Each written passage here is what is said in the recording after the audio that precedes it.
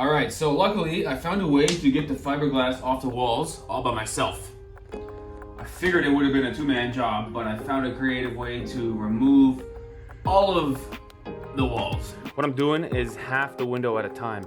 So I take off this left side of the window, get the fiberglass out, screw it back in, and then do the right side. And for these little strips in the middle, I've got a pretty clever way of doing it at the same time. So you undo both of these sets of screws, and then slide the X-Acto in behind to break the glue, and then take it out kind of piece by piece. Meaning we're ready to frame, to start building our walls. But before we frame, we gotta figure out where the walls are going. Meaning we have to figure out the floor plan. All right. Which seems a bit scary to me. I'm a bit nervous for this. Our technique is gonna be tape on the ground with a marker on it and just kind of measuring and building a sort of blueprint right on the floor. All right. Let's see if this works. So we have decided that this is gonna be our bed, pantry area and fridge, bathroom, passenger seats right there for me and the baby, and then here it's gonna be dinette slash sofa slash crib, and here is gonna be kitchen. So I think that's the best layout that we can come up with for this bus. I guess this is it. I mean, you guys have no idea how long this took. Just some simple tape on the ground took more than an hour. This is the idea. Ivana and the baby will sit here. And we're driving down the road. Behind them, right? You got two seats like this, right? They're sitting. Right. Behind them is a wall. In this area is a bathroom. So the shower will be here with the water coming this way. Right. Okay. This is the toilet with proper sitting this way. Tight little area in the bathroom, but that's just what it is. This is a pantry, so this will be still the same wall coming all the way to here. This whole area is one build. Right. And this will be a fridge over here and some clothes and some food and stuff, which kind of closes off the bedroom kind of nicely. This is the kitchen, so Ivana will be chopping onions over here. There'll be some burners over here and a sink over here in some arrangement. And then this is a huge dinette, big area that will turn into couch when the table goes down, and then we'll turn into a crib. Boom. And then some storage over here. That's the idea. Good. We'll see. But I guess the next step is to frame the walls and frame the ceiling. Now the work begins. It was all fun and games until you had to start framing. Let's go. Good news, everybody. I am very grateful to have bought an Eldorado brand bus, because evidently the windows on this particular model are very easily removable from the outside of the bus, meaning I can put my wood frames right over top of the window frame, and I can even cover these screw heads. I was nervous to build a wall on top of the windows because in the worst case scenario, and one of these windows breaks, I thought, how am I going to replace the window? I really don't want to undo my whole wall in order to access the window frame. And honestly, I didn't do the level of research to know that Eldorado buses can take the windows out from the outside, so I'm super happy that I can put my wood framing right on top of the window frames. This is very convenient for me. And so I tell you what, I am doing okay, although it's taking a little bit longer than I expected. I'm going with 2 layers of 1x3, which should naturally curve, especially on the bottom and the ceiling, a little better than 1 layer of 2x3, but it means a lot of screws going in, and I've got to pre-drill every hole into the metal, which means kind of slow, but it is working. And so, stop me if you've heard this before, but massive shout out to my dad, because I think for most people the hardest part of a build like this is the electrical and the plumbing, and so it's very good news that my dad can do both of these things with his eyes closed. So we're unscrewing stuff and looking behind panels, and we're doing a bunch of stuff right now that's far above my pay grade, let's say that. Thanks, Dad.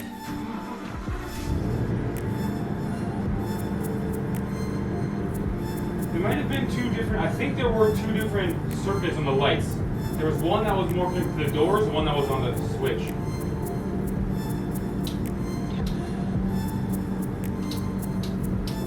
I think the center ones were like the dome light in a car. Whereas these other ones were like, oh, the bus lights. Oh, right. Let's close the door for a second. I think that's what I remember. And so, in the end, we've removed a whole bunch of stuff from the bus that we don't need, which is a good feeling. And we found this fairly clever way of taking the big bunch of wires here, sort of flipping over the brackets, and then I can fit them nicely in this sort of natural cavity on top of my vertical frame as I slowly build the curve into the horizontal frame. So both sides of the wires should disappear, and then I can start framing the ceiling, which is good.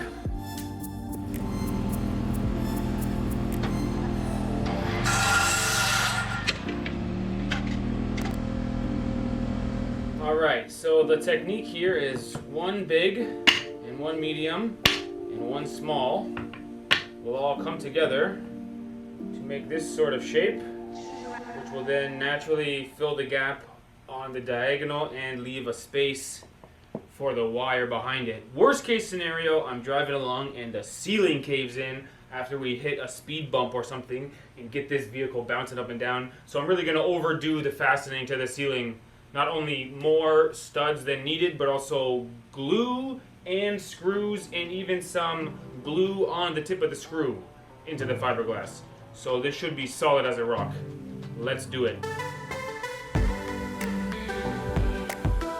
I am very happy with how this is going. To be fair, it's not every single screw that's necessarily grabbing onto the fiberglass. Some of them are just spinning in place, but I pre-drilled every hole and put glue on the back, and each stud has at least one. Most of them have 2 or 3 screws, which are really gripping them in place. Not to mention, I'm gonna keep doing my same style, which is to pre-drill a hole in here now and put another screw through it for my next layer with more glue. So I think this roof is gonna be solid.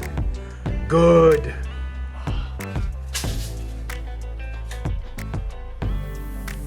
Oh man! Darn it, I have made a huge mistake. Oh man, this so far is the biggest screw up of the job. I shouldn't say so far. So I spent so much time trying to make sure that these diagonal framing pieces were rock solid, which by the way, they absolutely are.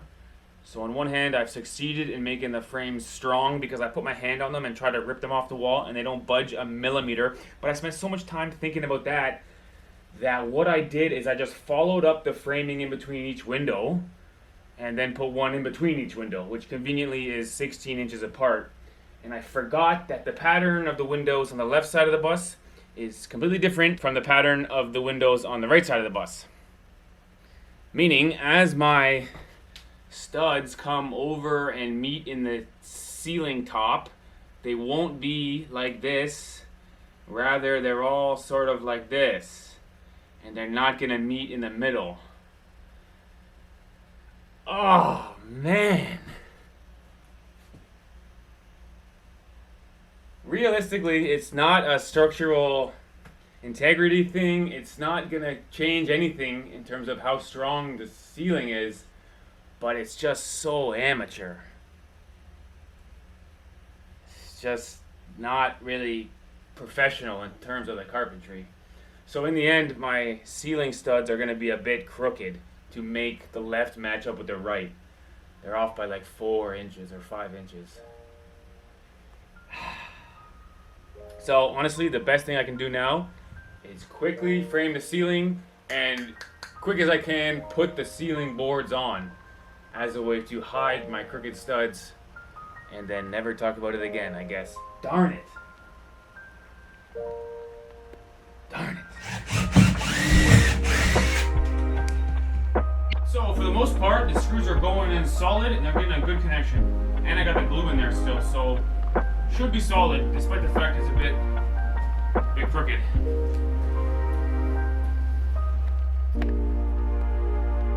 Alright, the first layer is done on the ceiling. If I walk like this, you can't really tell they're all crooked, but I promise you they're not perpendicular with the side of the bus.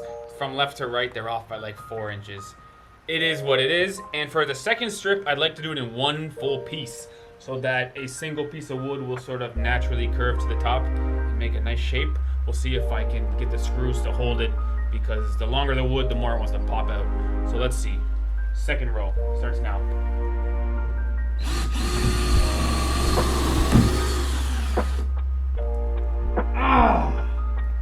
Back to Home Depot again. Bummer! And so anyway, what I'm doing here now is I'm firing 2 screws through the second layer, through the first layer into the fiberglass that are really only there to hold it in place, while I then switch to the drill and pre-drill into the metal. I guess the screws in the fiberglass will do something. They are making a good connection, but the screws in the metal are the ones that are really gonna hold the ceiling solid. So a bit of a chore because I only have 1 good battery and 2 tools, so I keep switching batteries back and forth, but it is working. All right, anyway, the ceiling is now framed, which is not perfect because it's a bit crooked, but no one's ever gonna notice once the ceiling is on. And so I'm gonna try and frame the very back wall now, which is not easy because I gotta leave a big gap in the bottom. I think in the long run, I'm gonna cut a hole there and make a door so that when I'm outside the back of the bus, I can access what will be beneath the bed, what people usually call the garage in a build like this. So I'm gonna frame it with a big hole in the bottom. And then put the ceiling on. I tell you what, nothing better than finally emptying a bus after it finally stopped raining and getting a good sweep in here to expose my beautiful floors. I'm really not that happy with the fact that the studs are crooked in the ceiling, but you can barely notice it now. And once the ceiling is on, you'll notice it even less because all you'll see is the screw heads that are a bit crooked. So with that being said, let's go buy the ceiling and start installing it. Once we get the ceiling in with the floors in, I think it'll look a lot less like a bus and a lot more like a home. So let's put the ceiling in. So first things first, one more massive shout out to my dad who helped me do all of the wiring that goes above the ceiling. I guess in terms of the electrical, it doesn't necessarily jump off the screen in a video format as such a big change compared to the floor or when the ceiling's on, but I assure you it is absolutely essential, and it's something that I don't really understand just yet. So I learned a lot through cutting all the wires and soldering them and heat shrinking them. And now we've got our layout for all of the lights as well as all of the switches, at least for the electrical that goes above the ceiling. Keeping in mind, we still have to do the under part for all the outlets and receptacles when we do the walls. But for now, we are ready to insulation, vapor barrier, and then put the ceiling on. Let's go. Hey, awesome.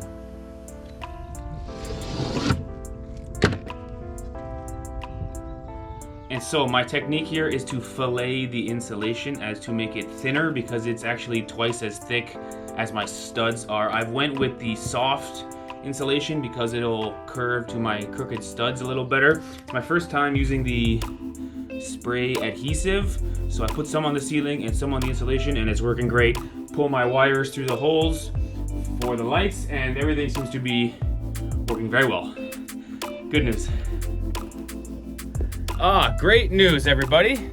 Not only enough insulation for the ceiling, but I also got the lower walls done and even the back wall. You'll see this piece here is rigid. I was 1 square foot short, or half a square foot. Anyway, it's good stuff, and I'm glad that the insulation is up before the sun really came up because it is getting hot.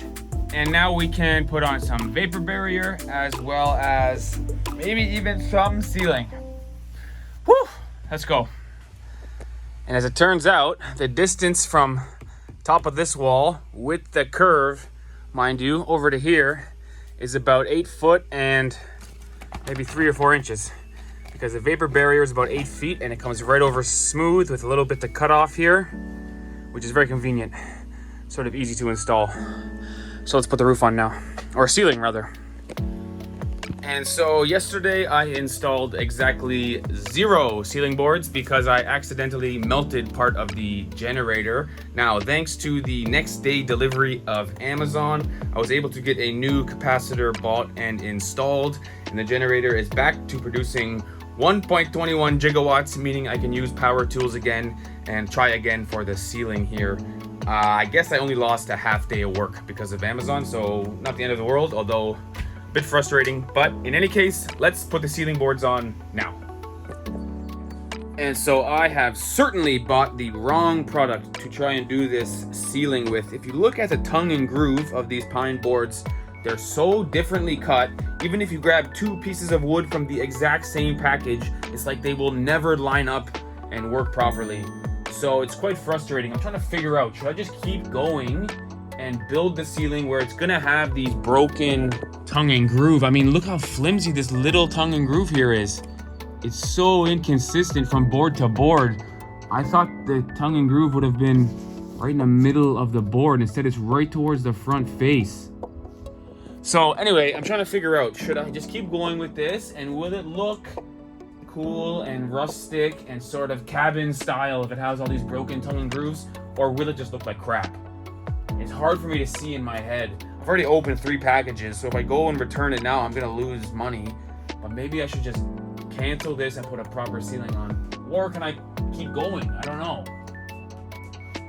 It's gonna be all busted up. Man, this ceiling is gonna take forever, dude.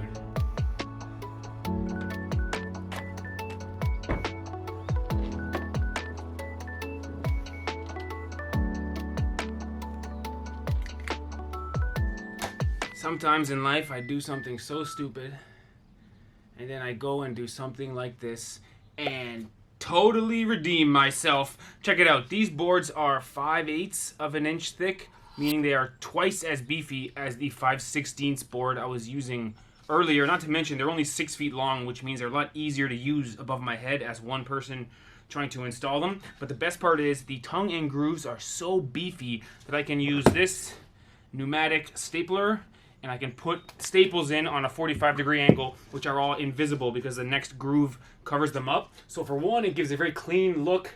As you see, no staples, no screw heads, no nothing. But more importantly, it really hides my crooked studs. So I finally found the right product for this ceiling job. I'm happy with the way it looks. To be fair, it's not 100% perfect. There's some custom cuts around the air conditioner, as well as the 45-degree turn from the transition on the wall to the ceiling.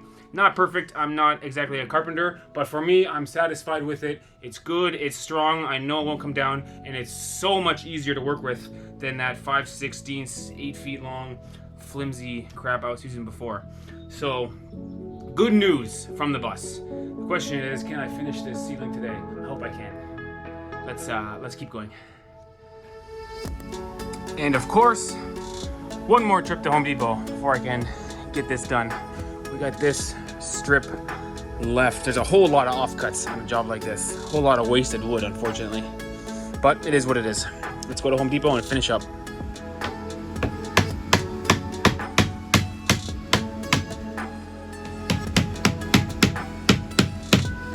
Oh my goodness me. Talk about cutting and cutting and cutting again. Also creating a tremendous amount of sawdust. Because not only am I trying to cut the board long ways, which is very difficult with no table saw, but also I'm trying to make this groove in the back. Because the 2 pieces of ceiling both have tongues. So I'm trying to cap them off both sides.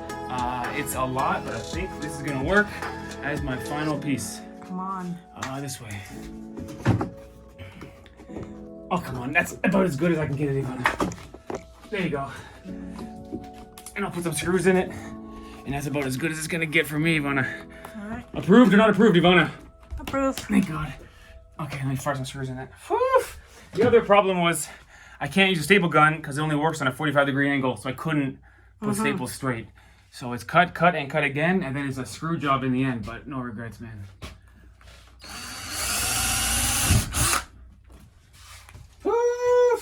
Looks good. I think it looks fine. I'm happy with it, Ivana. I mean, if you look closely, it's not perfect. The centerpiece is especially got some gaps, but it's hard to cut that perfect with a circular saw. So that's as good as it's getting.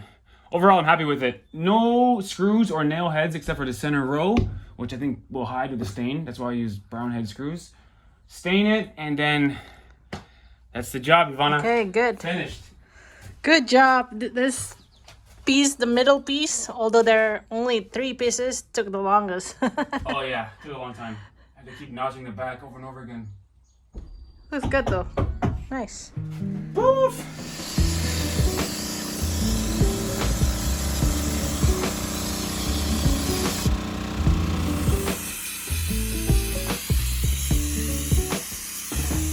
So, ceiling is in.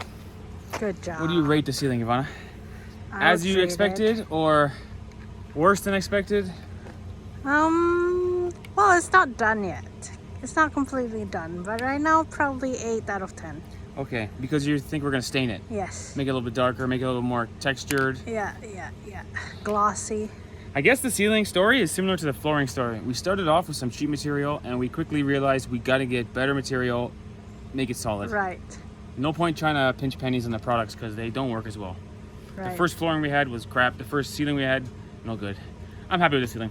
Good job. My carpentry skill is not actually 8 out of 10, probably 6 out of 10. So if it's 8 out of 10, I'll take it. And could get 9 out of 10 with stain. Just hope it will stay up there. Oh boy. Yeah, it won't come down. I feel confident. Good job.